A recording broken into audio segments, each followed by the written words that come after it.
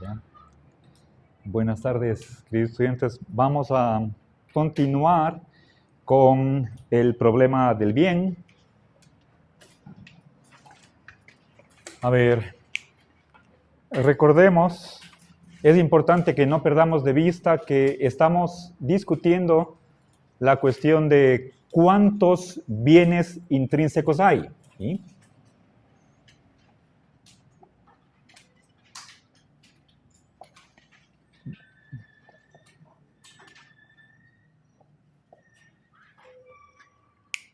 Dejamos en un segundo plano el bien instrumental y con respecto al primero nos preguntamos cuántos hay. ¿Sí? Entonces, la pregunta es cuantitativa, meramente numérica, se contesta o con uno o con más de uno. Dejamos de lado la respuesta del nihilista axiológico. ¿Sí? Bien, entonces, monismo y pluralismo. ¿Sí?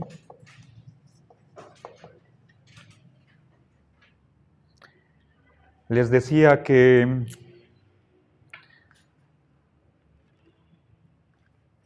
como toda posición filosófica, las radicales son importantísimas, interesantes y polémicas, por supuesto, pero Hospers no discute el nihilismo y que yo recuerde ni siquiera menciona esa posibilidad. ¿Sí? Eso no quiere decir que, o sea, hay ahí tal vez un vacío, un desconocimiento. Eso no quiere decir que los nihilistas sean argumentativamente débiles. Puede ser tal vez sumamente difícil argumentar en contra de esa posición. ¿Sí? Bueno, deberíamos, si ustedes tienen tiempo, interés, les animo a que busquen cómo se argumenta a favor de el nihilismo axiológico y si es que hay cómo refutar esa posición. Bueno, seguramente habrá argumentos a favor y en contra, si hay un campo por explorar. Ahora, la posición monista más famosa es la del hedonismo. Ay, pero antes, a ver, bueno, di en resumen dos afirmaciones que hace el hedonismo y hoy las voy a desarrollar. Y por supuesto vamos a discutir. ¿Sí? Si ustedes ya procesaron esta primera sección, la sección 7 del texto, se habrán dado cuenta que ahí hay un diálogo entre un hedonista y el pluralista y es plantear objeciones y recibir réplicas. ¿Sí? Ojo, tiene que estar claro quién habla, porque hay ahí dos voces. ¿Sí? Entonces, identifiquen. ¿Sí? El momento que ustedes hagan el resumen para sacar las ideas principales, tiene que quedar clarísimo si es que eso dice el hedonista o el pluralista. ¿Sí? Y lo mejor sería que ustedes en paralelo vayan viendo, el hedonista dice tal cosa, ¿qué dice el pluralista? El pluralista lanza tal objeción, ¿qué le responde el hedonista? ¿Sí? Es lo que trataré de hacer aquí en el pizarrón. Bueno, entonces verán, el hedonista dice básicamente dos cosas. ¿Sí? A ver. Todo placer es bueno. ¿Sí? Y solo el placer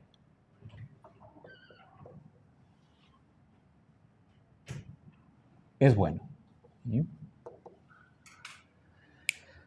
Ok, dos cosas. Bien. Y recordemos que por más que en realidad placer y felicidad sean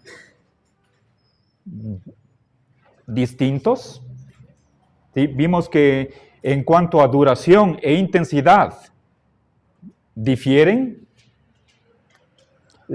La discusión contemporánea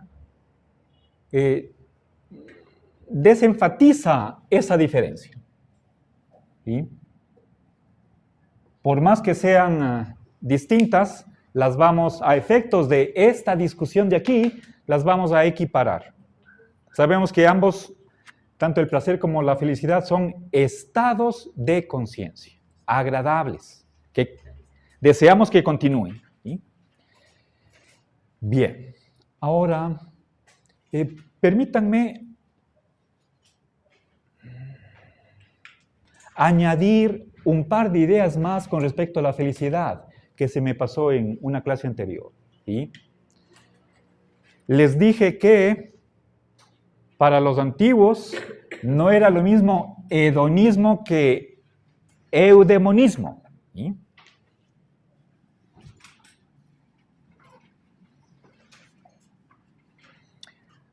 Esta palabra está escrita en español, no es simplemente la transcripción latina. ¿Sí?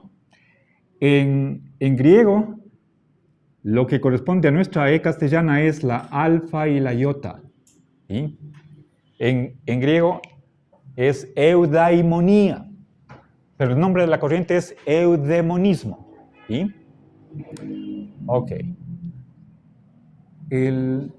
Muy posiblemente si abrimos el diccionario de la Real Academia y ponemos eudaimonía, no vamos a encontrar. Pero si ponemos eudemonía, está ahí la definición. ¿Okay? ¿Qué significa eudemonía para los antiguos griegos? Por una parte, eudemonía significa felicidad. ¿Sí? Pero, a ver, felicidad. Y por lo tanto es algo subjetivo.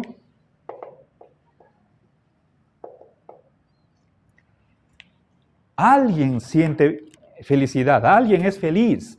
No puede haber felicidad sin que haya un sujeto. ¿Sí? Es decir, necesariamente, por ser esto una especie de emoción o sensación, hace referencia a alguien, a un sujeto. Entonces, necesariamente la felicidad, como un estado emocional, es subjetiva, pero en cambio los antiguos griegos también con esta palabra trataban de denominar otras cosas. Una de ellas es lo que podemos traducir con el nombre de florecimiento o prosperidad. ¿Sí? La primera palabra tiene un origen en un contexto biológico. Pensemos ¿sí? en el verbo florecer. ¿Sí? De la noche a la mañana, bueno, en aquellos árboles que tienen flores, antes de aparecer las flores hay unos botoncitos. Después revientan, eso es florecer. ¿Sí? Y ese florecimiento es una muestra de el desarrollo de la vida. ¿Sí? Si quieren ustedes, la plenitud, el crecimiento de esa vida vegetal. Pero esto, por supuesto, lo podemos, ese ejemplo de los árboles trasladado al mundo humano significa desarrollo, realización, y por lo tanto aquí tenemos otro sinónimo para traducir eudemonía. Pero ambas propiedades son de carácter objetivo. ¿Sí? O sea, no están vinculadas necesariamente con sentir o con un sentimiento agradable. ¿Sí?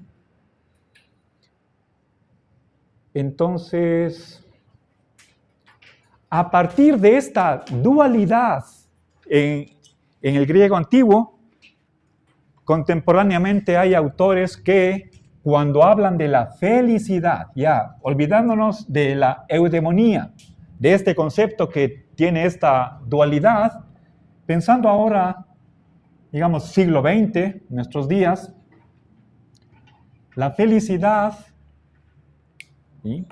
Es entendida de modo subjetivo y de modo objetivo, ¿sí? Entonces, podemos encontrar autores que digan, felicidad es sentirse bien. Sentirse bien. Entonces, es estado de conciencia. Y otros acercarán la felicidad, en este sentido objetivo, con estar bien. Es decir, cambiemos el orden de las palabras y hagámoslas una sola, el bienestar. ¿Sí? Bien, pero obviamente no es lo mismo. ¿Sí? No es lo mismo sentirse bien que estar bien. Les pongo un ejemplo para que quede clara la diferencia. ¿Sí? A ver, pensemos en alguien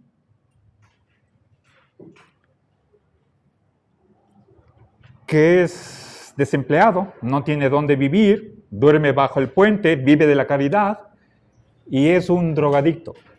El momento que está drogado, se siente bien. Puede sentirse la persona más feliz del mundo, ¿sí?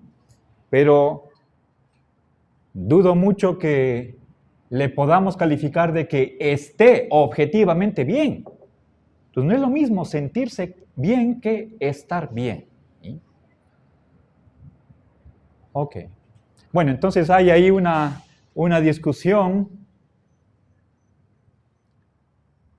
Nosotros, al momento de tratar de responder esta pregunta y de evaluar las varias respuestas, vamos a tender a entender la felicidad en este sentido subjetivo.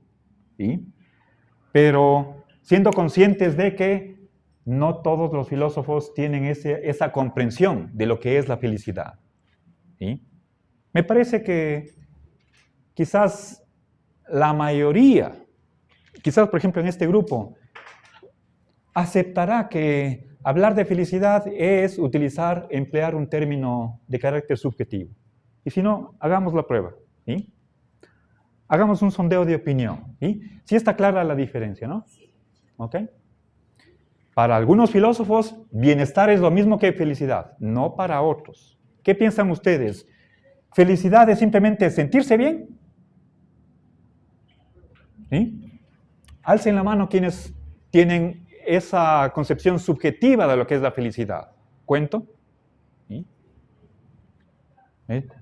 1, 2, 3, 4. Gracias. Felicidad en sentido objetivo, alcen la mano. Como bienestar. 3, 4, 6, 7, 8, 10, 12, 13. ¿A usted no le conté? Ya, 13. Y están 20. 3 indecisos. ¿Sí? Ok. Bien. Esto me extraña un poco. Yo personalmente creo que esta es el modo de concebir la felicidad que está quizás más cercana a lo que es el uso común, ordinario. Por supuesto, hay libros enteros sobre esta discusión.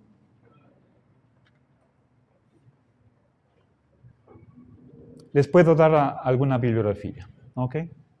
Bien.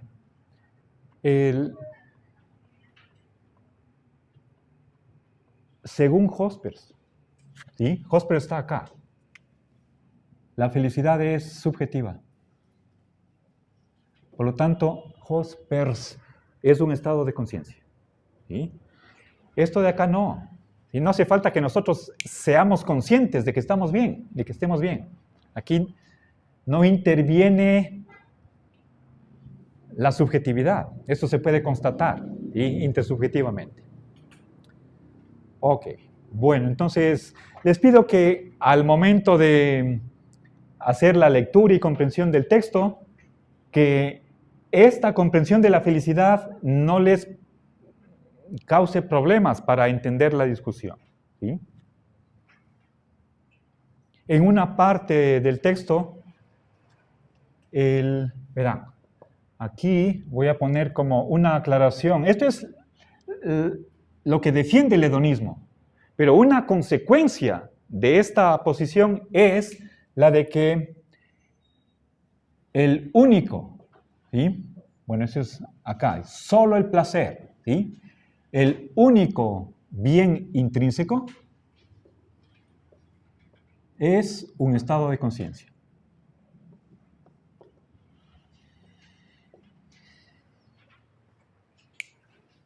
Aparte de ese estado de conciencia agradable que deseamos que continúe, no hay más bien intrínseco.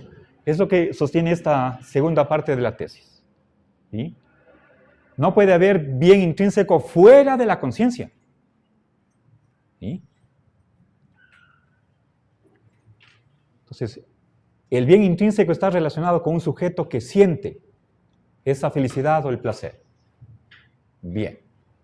Entonces, esto de aquí, es decir, ¿sí? Bueno, es una conclusión del hedonismo si lo entendemos en el sentido de la felicidad o placer en sentido subjetivo. Piensen ustedes que si yo les preguntara, ¿podemos hacer esta distinción entre dos tipos de placeres? Uno subjetivo y otro objetivo. Difícilmente, ¿sí? El placer es algo que se siente. Hospers dirá lo mismo con respecto a la felicidad. ¿Ok? Bien. Ahora sí, entonces avancemos. Verán. Todo el placer y solo el placer. ¿Qué si saquemos otra consecuencia de esta segunda tesis, segunda parte de la tesis? Solo el placer es intrínsecamente bueno. Eso quiere decir que cualquier otra cosa, aparte del placer y la felicidad, es instrumental con respecto al placer o la felicidad, ¿sí? Todo es instrumental con respecto a el placer. Con otras palabras, a ver, ¿ya? O sea, lo que da el valor a cualquier cosa, acción, persona, institución, es la producción de placer. En cambio, si es que algo se convierte en negativamente valioso o antivalioso, es porque produce infelicidad, tristeza, dolor, ¿sí?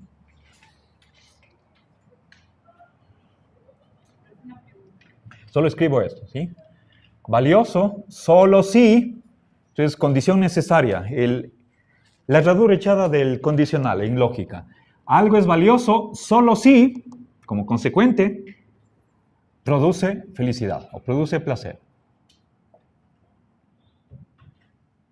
Y al revés, ¿sí? Tiene un valor negativo si produce infelicidad o displacer. A ver.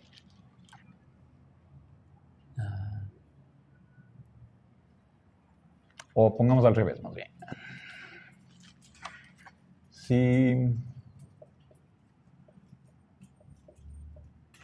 Si produce displacer es una cosa, entonces adquiere un valor negativo, es un antivalor, no es valioso, ¿sí? Es como cuando una persona nos hiere, automáticamente tratamos de alejarnos de ella, huimos de ella. ¿Ya? Podemos romper la amistad porque no nos hace felices, ¿sí? Entonces le damos una valoración negativa. Entonces todo está en función, sea lo positivamente valioso o negativamente valioso depende de si nos da o nos quita placer. Es que con el ejemplo que usted ponía de una persona drogadicta, a ella le produce placer eso. ¿Sí? Entonces para ella eso es un bien instrumental que igual la lleva a un bien físico, aunque esté mal. Porque más adelante, o sea, le puede producir placer ahora, pero cuando quiera desintoxicarse o cuando quiera cambiar de hábito, quizás eso no le va a producir para nada placer. ¿Qué es lo que no le causaría placer? ¿El desintoxicarse? Claro, de las drogas. Entonces, a ver, pero... por eso estaría mal, o sea, según el hedonismo, esa persona tiene que seguir drogándose para que siga produciendo este bien valioso. ¿O no? A ver, pensemos en cómo, por una parte, la felicidad, por otra parte, el bienestar, es considerado por un hedonista. Hablemos usted dice de drogas.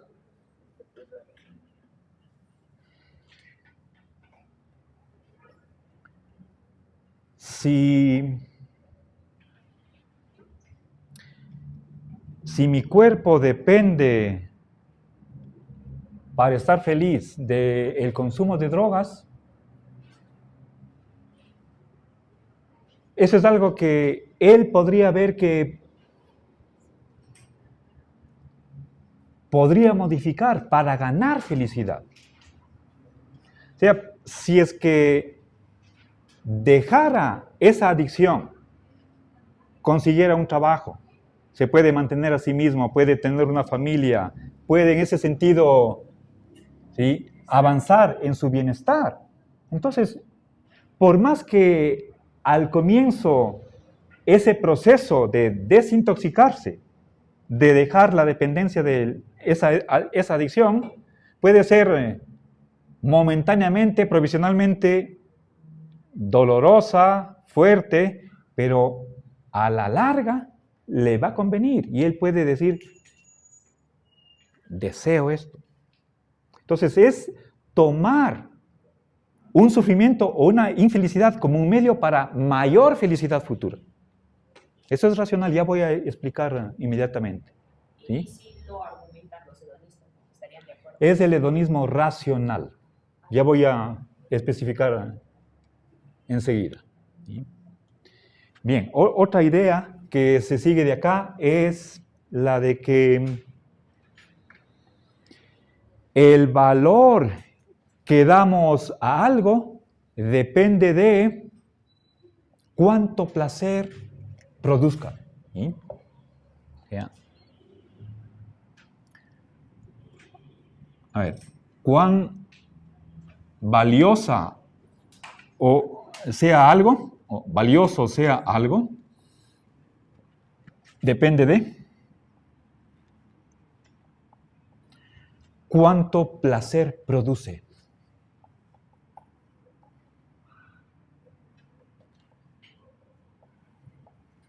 ¿Ya? Entonces, fíjense, aquí hay una relación de proporcionalidad. Suponemos que hay una escala, una jerarquía de valores. ¿Sí? Hay un más y un menos. ¿Sí? Algo es muy valioso o poco valioso. ¿Sí? ¿En función de qué? De la cantidad de placer que aporta. ¿Sí? Entonces, a mayor placer, mayor valor. Y viceversa, si es que en lugar de placer me causa infelicidad, displacer, entonces el valor es negativo. Entonces, hay ahí una relación directa. La medida del valor la pone el placer. ¿Sí? Y esto es cuantitativo. ¿Ok? Es decir, el valor sirve como metro para medir el valor de las cosas. Ok, ahora veamos lo que se llama un hedonismo radical. Racional. ¿Sí? Me confundo porque el hedonismo racional es opuesto a un hedonismo extremista, radical, como supuestamente lo fue el de Aristipo de Cirene. ¿Sí?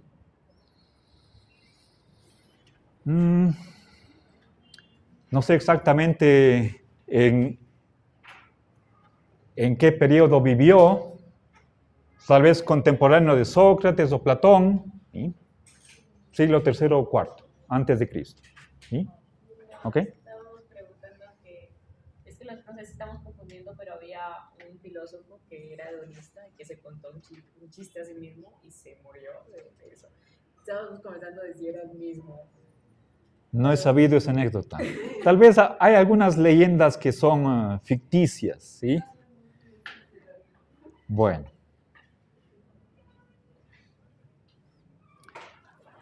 A ver, Aristipo de Cirene era alguien que seguía la regla de dar rienda suelta al placer. Placer sin límites, ¿sí?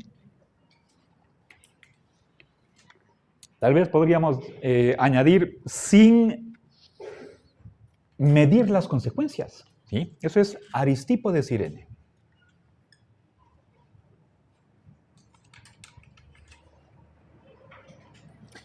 Si no estoy mal, Cirene es una ciudad antigua en el Mediterráneo. Ya no recuerdo en dónde está, pero creo que es en la costa norte de África. ¿Sí? Puedo estar equivocado. Ok. Hedonismo radical. ¿Sí? Lo que manda es el placer. Gocemos lo más que podamos. ¿Ok? Bien. Ahora, es decir, placer sin restricciones. Y pase lo que pase. En cambio, este hedonismo racional se opone a eso de allá. ¿Sí? Entonces, defiende dos cosas que a primera vista parecerían que son antihedonistas. ¿Sí? Por ejemplo, bueno, primero voy a enunciar lo que ellos defienden de una manera incompleta y luego hago un añadido para que esas tesis que pueden ser chocantes sean aceptables. ¿Sí? Huir del placer y aceptar el dolor. ¿Ya? Esto parecería ser lo contrario de lo que cualquier hedonista defendería, pero esto se aclara inmediatamente si es que lo condicionamos a lo siguiente. ¿Sí? ¿En qué condiciones deberíamos decir no al placer? ¿Sí? Si este, bueno, esto es sin tilde, ¿no? Si este conduce a mayor infelicidad futura.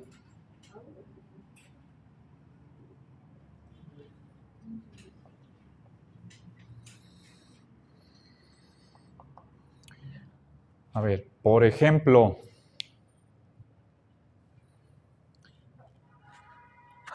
imaginémonos que en la calle Larga, frente al mercado 10 de agosto, en la vereda me están vendiendo chuzo fritada. ¿Sí? Y es una tentación, ¿ok? ¿Compro o no? A $1 una fundita. Pero están los buses de los carros, el humo de los buses, el polvo, ¿será saludable? ¿Qué pasaría si es que por comerme esa funda me intoxico y voy a parar a emergencias? ¿Y? pongan ustedes un ejemplo mejor, capten la idea, ¿sí? A ver, ahora estoy comiendo un chocolate porque me causa felicidad. Sin embargo, si yo sigo comiendo en exceso dulce, en un futuro puede que me dé diabetes. Entonces, al practicar el hedonismo racional, debería tal vez mermarle la dosis de chocolate para no enfermarme. Eso es, exactamente, ¿sí? Pensemos en sexo no protegido. Pasan, puede ser una noche hermosa, linda, pero hay ahí un riesgo que les puede hacer que su futuro no sea tan de rosa como uno quisiera. Entonces, habría que pensar 2 veces cómo evitar, o cómo, podríamos decir, cómo tener ese placer, pero sin las cargas que ello acarrea, ¿sí? Para seguir con su ejemplo, yo puedo comprarme una libra de chocolate, pero no me voy a comer de golpe la una libra, porque en 2 horas estoy en el hospital, ¿sí? Entonces, más bien, un alto, párele, ahí nomás. Claro, ¿cómo puede comer dosificadamente? Esa es la solución racional, ¿ok? Y acá, aceptar un dolor, un sufrimiento, un displacer, ¿con qué condición? Si conduce a, ¿sí? O sea, acepta un dolor si conduce a mayor felicidad futura. ¿Ya? Es lo que podría razonar de este modo. Los padres de un niño que le lleva a vacunarse al pediatra para que él le hace un pinchazo, le puede causar un dolor temporal, pero le está asegurando, por ejemplo, que se enferme de poliomielitis, le dé parálisis. Bueno, ¿ok? Bien. Una operación. Piensen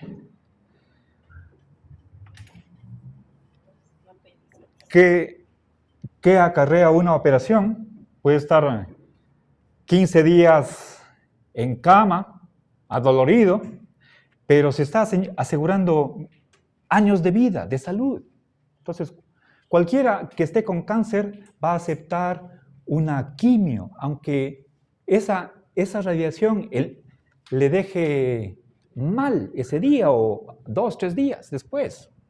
Acepta uno un malestar porque sabe que si pongo en una balanza, por una parte el dolor, por otra parte la felicidad, este dolor es aceptable porque la felicidad futura es mayor.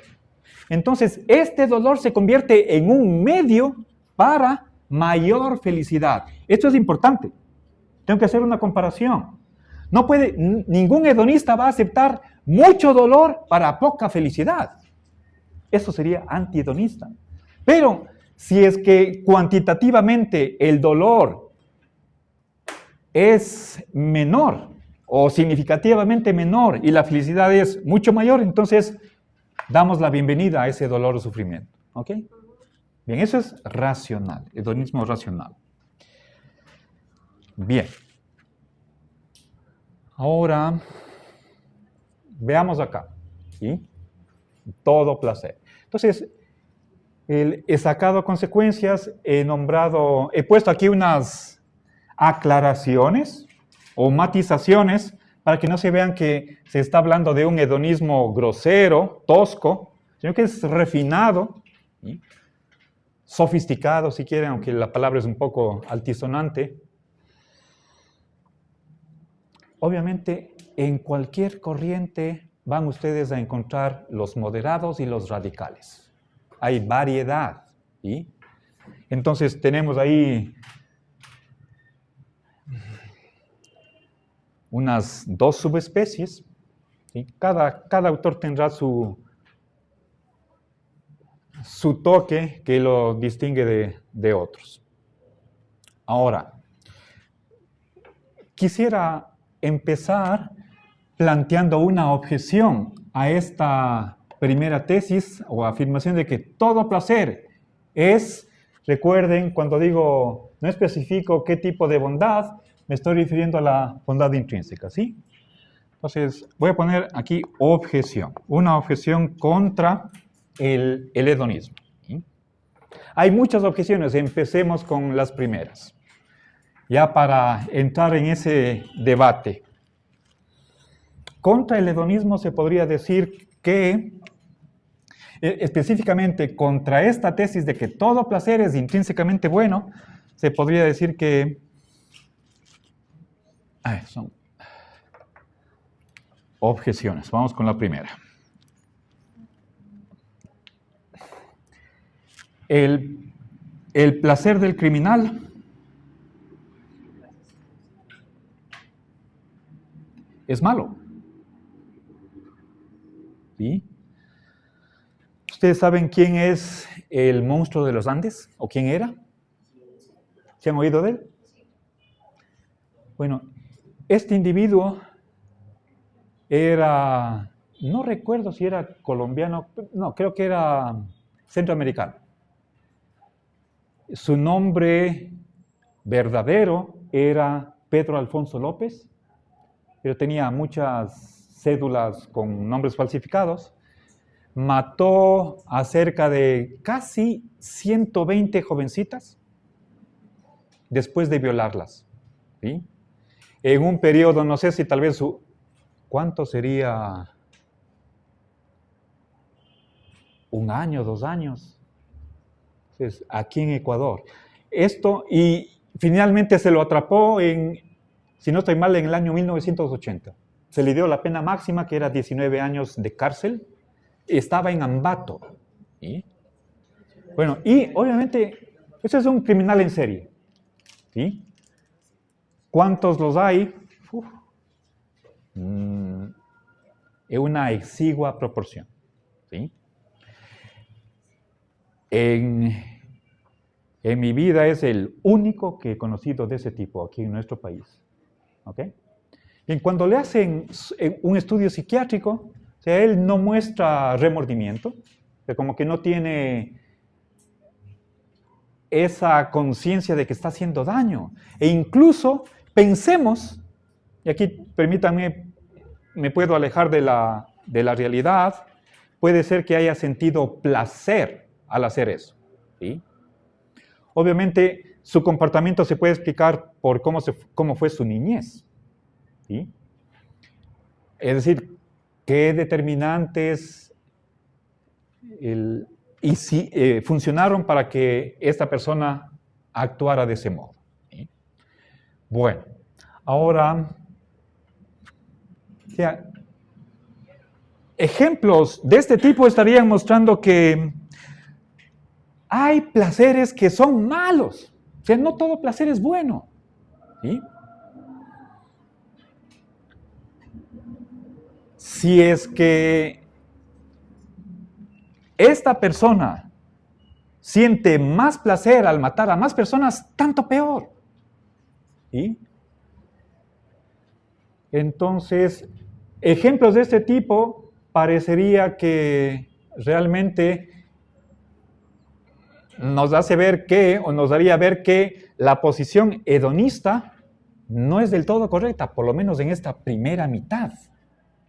Habría que quizás debilitar, ¿sí? Esto hay que tomarlo al pie de la letra, o sea, sin excepción. Otra cosa sería decir la mayoría de los placeres, pero aquí no dice eso. ¿Sí? El 99% de los placeres. Eso no es hedonismo, ¿ok? No hay excepción, ni una sola, pero acá quizás ustedes estarán de acuerdo con que el único calificativo que podríamos dar para este placer que mata a seres humanos inocentes, a ver, no solo es malo, sino pésimo. ¿Sí? Pongamos...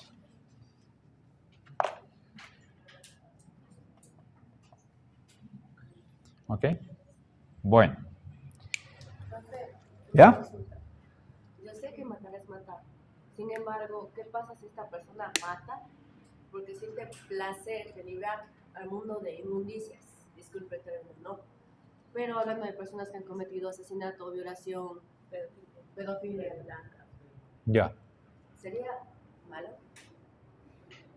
Sigue siendo malo. A ver, el problema es ¿qué pasa con el derecho a la vida? Si es que puede uno, por ajusticiar a otra persona, quitarle la vida, sin entregar el caso al sistema judicial del país. ¿Puedo yo tomar la justicia en mis propias manos y decir, este mató a mi hermana, por lo tanto yo le mato? ¿Sí? Y en realidad la historia de Pedro Alfonso López es que fue trasladado a Quito y murió en la cárcel, matado por un hermano de una víctima, de él. ¿Esa matanza que puede ser por venganza es buena? Si es que siente placer al matarle al violador. Depende de, bueno, yo diría que no, pero depende de si usted aceptaría que la pena de muerte es aceptable. Y además, extrajudicialmente. Ojo por ojo, diente por diente. Para compensar una muerte, ¿podemos emplear la muerte misma? O sea, es complicado, no es tan sencillo, ¿sí? Pero en cualquier caso, a ver, yo estaba poniendo el ejemplo de matar a mujeres que no han hecho ningún mal, ¿sí? Puede ser menores de edad, y sintiendo placer por eso. ¿Es eso bueno? Creo que en ninguno de los casos de este Pedro Alfonso López creo que sea aceptable. ¿Sí? O, si es que especificamos los detalles del escenario, creo que ninguna variación podría hacer cambiar, me imagino, esta evaluación negativa, totalmente negativa de ese placer de alguien que experimenta placer al matar a su víctima. ¿Ya? Seguramente el resultado de los exámenes psiquiátricos estaba enfermo. ¿Sí? O sea, un antisocial. Bueno, y por supuesto eso se puede explicar qué pasó en su niñez. Habría que averiguar, era hijo de una prostituta, la cual le obligaba a que vista ropa de mujer y otras cosas más que no recuerdo. ¿Sí? Profe, ¿qué pasa cuando ni siquiera en Colombia estuvo el caso de Garavito, que también llegó acá a Ecuador? Violó a 116 niños y niñas. O sea, llega al Ecuador y aquí como que lo capturan, pero lo extraditan a Colombia, era colombiano, y en la cárcel, psicología y todo esto, se vuelve cristiano y cumple su pena, creo que eran 20, 30 años en Colombia máximo, creo que eso fue para el 2004. Este año sí sale. Bueno, este año sale, actualmente tiene una iglesia, actualmente es cristiano y es pastor de una iglesia.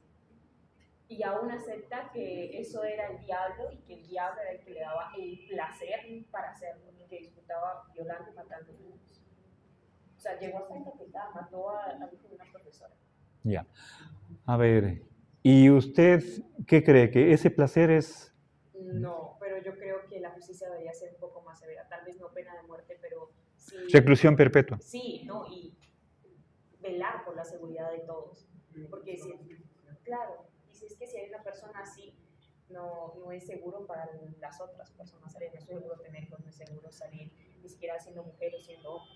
Ay, pero el problema entre hedonismo y pluralismo es ¿por qué debo castigar a alguien? ¿O si tiene para qué? ¿Es el castigo algo bueno en sí mismo o es instrumental con respecto a otra cosa? Es instrumental porque lleva ¿Instrumental a qué? a un bien intrínseco. Instrumental ¿Cómo cuál? A, no sé, a corregir, a mejorar. Eso no sería un mejorar como persona, no sería un bien intrínseco, o sería algo instrumental. Porque lo haces por ti mismo. ¿Y para qué mejorar? Para ti mismo, por sí mismo. Bueno. A ver, tenemos que discutir más, ¿sí? Hagamos aquí un receso.